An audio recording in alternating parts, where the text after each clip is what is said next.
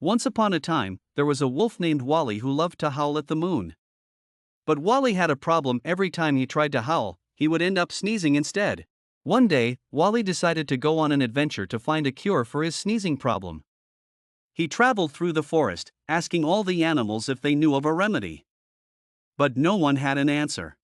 Finally, Wally stumbled upon a wise old owl perched on a tree branch. The owl told him that there was a magical flower deep in the heart of the enchanted forest that could cure any ailment.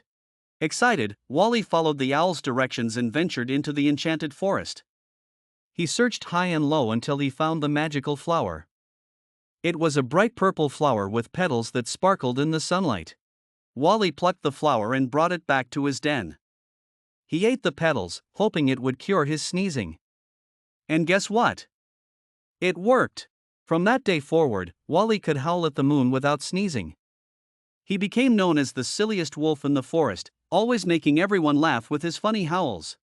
And so, Wally lived happily ever after, spreading joy and laughter wherever he